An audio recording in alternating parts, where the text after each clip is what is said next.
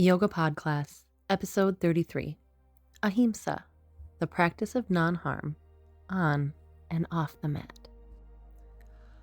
What if the harshest violence you've experienced is the way you speak to yourself? Ahimsa isn't just do no harm. It's the radical choice to live with compassion, even towards yourself. Your nervous system doesn't know the difference between someone else's criticism and your own. Every harsh thought is harm. The first step of yoga isn't the pose. It's ahimsa, the practice of non-harm. Without it, everything else crumbles. Imagine if every word, thought, and action passed through this filter. Will this create peace or cause harm? Breathe with me.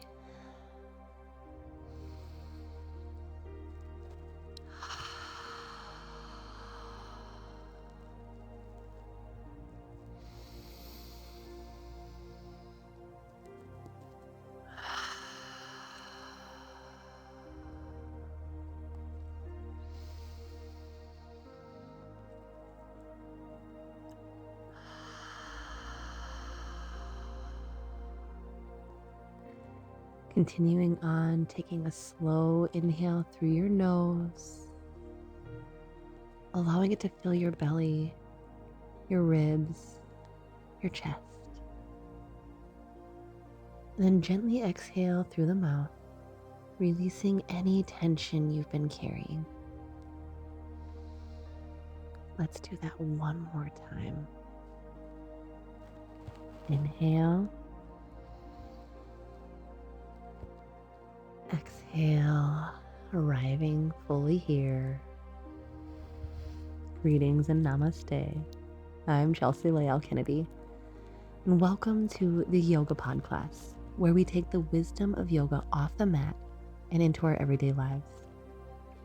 Together, we explore movement, breath, and ancient philosophy, woven with modern science.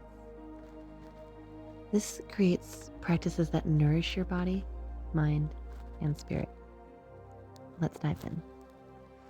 Today, we explore Ahimsa, the first Yama of the 8 limbs of yoga. Ahimsa is often translated as nonviolence or non-harm, but it's so much more than just not hurting someone. It's about actively choosing compassion for others, and perhaps most importantly, for yourself. For when we are able to hold compassion for ourselves, it's actually more readily available and abundant to be compassionate towards others. When I first began studying Ahimsa, I thought it meant simply avoiding harm in obvious ways, not speaking harshly, not acting out of anger, not inflicting pain. But as I've deepened my practice, I realize how many subtle ways harm can happen, especially through my own inner dialogue. Words I would never say to someone I love were being whispered to myself daily. And here's the thing. Neuroscience shows us that our brain doesn't know the difference between thoughts directed at ourselves and those directed at others. Every harsh thought activates the same stress response, the same tension in our nervous system. Over time, this shapes our posture, our breath patterns, and even the way our heart beats. Why Ahimsa matters. According to the ancient yogi texts, Ahimsa is the very foundation. It comes before truthfulness, before non-stealing, before all the other yamas. Why? Because if we approach life from a place of harm, even truth can become a weapon. Even generosity can be laced with guilt. From a trauma-informed perspective, practicing Ahimsa means learning to notice when we are in a reactive state. Fight, flight, freeze, or fawn, and then choosing a different path, pausing to breathe before sending that text. It's offering our body rest when it's asking, instead of pushing harder out of habit. It's speaking to ourselves in ways that create safety rather than fear. Ahimsa isn't about being passive or avoiding conflict. It's about choosing the most skillful, compassionate response possible in any moment. Sometimes that compassion is fierce. Sometimes it's soft, but it's always rooted in respect for the humanity in ourselves and in others. Before we get into our Ahimsa practice today, I want to remind you that this is where it begins. Honoring your body, causing no harm, letting your body lead the way. You are responsible for your practice. Let's begin. Ahimsa in body, breath, and mind. If you haven't already, I invite you to find a comfortable seat or stand with your feet grounded. Feeling the anchor rooting down beneath you, down through your supports, down through the earth, down deeper. Invitation to close your eyes if that feels safe. Inhale deeply,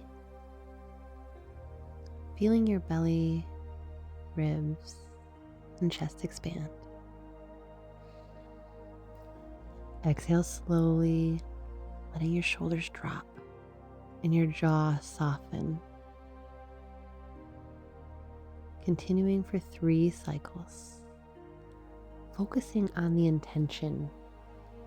I choose peace in my thoughts, words, and actions.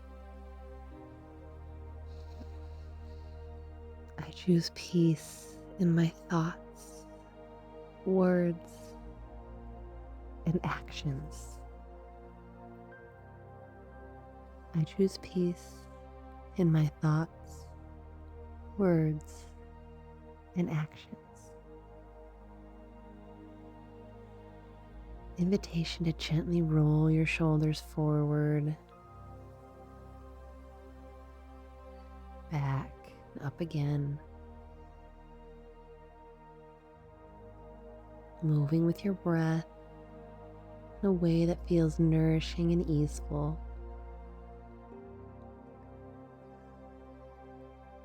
Allowing your head to tilt to one side, dropping the ear to the shoulder. Inhaling back to center. You're staying as long as you like. Moving with your breath in your way to the other side. Noticing any areas that feel tight. Breathing into those spaces and those places of tightness and restriction, rigidity. Perhaps noticing the shapes of those spaces and places.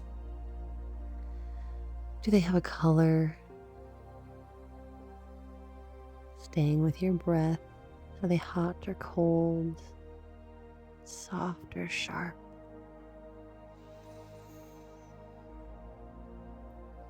Move slowly as though your body were made of honey. Allowing your breath to move you. No rush, no force.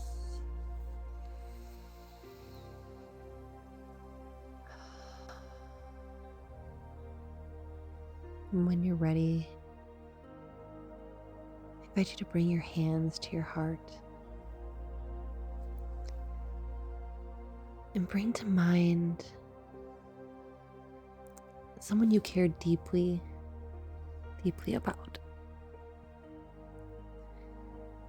and silently wish them, may you be safe, may you be healthy, may you live with ease Now turn those same words towards yourself. Breathing in, may I be safe. May I be healthy. May I live with ease. Allowing the words to wash over you and through you. The words to radiate out from your center. As you stay with your breath, begin to slowly scan from the crown of your head down through the temples, the brows, the back of the head, the bridge of the nose and the cheekbones, the ears, behind the ears, down the base of the neck, the sides of the neck, the chin, down through the jaw, the front of the neck. Noticing any places where you might be holding judgment or tension. Breathing into those places with an invitation for them to soften, even just a little. Continuing to scan down through the tops of the shoulders into the collarbones, down the backs of the arms to the elbows, the front of the arms, the insides of the arms, the outsides of the arms, down to the elbows,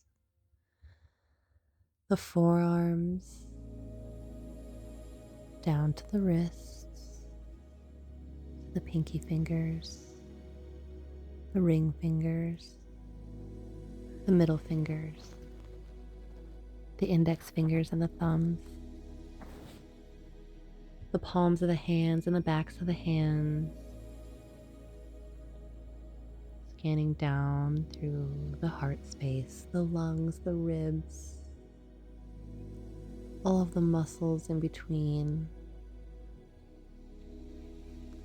scanning along the spine, the vertebra, the discs in between, the nerves running up and down along the spine, connecting to every part of your being, this electromagnetic part of you. Continuing to breathe into those spaces and places, inviting them to soften, even just a little. Scanning down through the diaphragm, the abdomen, all of the layers of digestion, reproduction, down into the hips. Staying with your breath and either finding a gentle sway back and forth through the hips, side to side. Staying in your scan, imagining that water energy sloshing through the hips, rinsing away any of the debris that's been stirred up by your breath. As things begin to move freely and soften. Scanning down through the backs of the legs to the knees, the front of the legs to the knees, the inner and outer legs to the knees, down the shins, calves, the inner and outer legs, the ankles, the tops of the feet, the soles of the feet, the big toes, the second toes, the middle toes, the ring toes, and the pinky toes. Scanning your body for areas that feel good. Those non-harming spaces and places that brush up against the areas that you've invited to soften.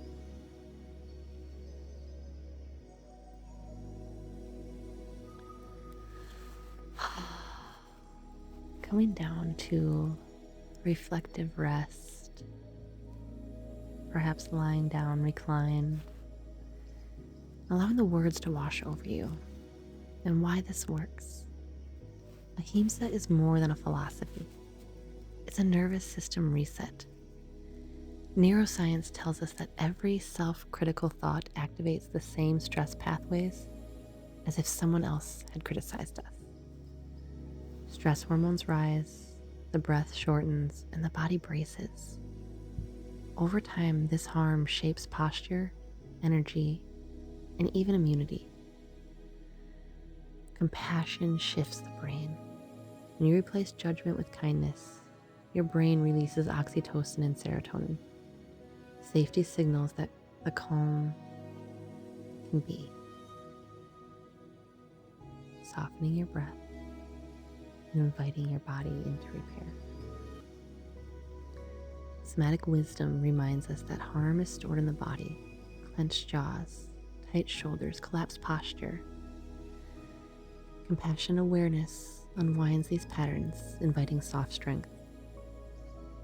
Yogic philosophy places Ahimsa first because it is the fertile ground for every other practice. Without non-harm, even truth, discipline, or devotion can turn sharp. Across traditions, the teaching is the same: love, compassion, gentleness. They are the medicine that heals. Ahimsa works because it realigns us, body, mind, and spirit.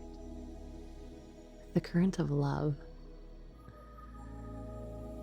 Taking this off the mat and in real life. I invite you to notice your self-talk today. Would you say those words to someone you love?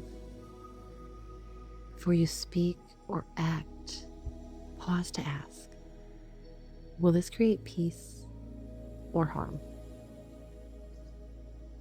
An optional bonus, replace one harsh habit with a compassionate one this week toward yourself or others. And our yogi quote comes from Martin Luther King Jr. Nonviolence means avoiding not only external physical violence, but also internal violence of spirit. You can not only refuse to shoot a man, but you can refuse to hate him. A few journal prompts and reflections for today. Where in my life do I practice compassion with ease? And where do I struggle? What forms of subtle harm, self-criticism, overwork, harsh words, neglecting my needs show up most often for me? How does my body feel when I'm living in alignment with Ahimsa? How does it feel when I'm not?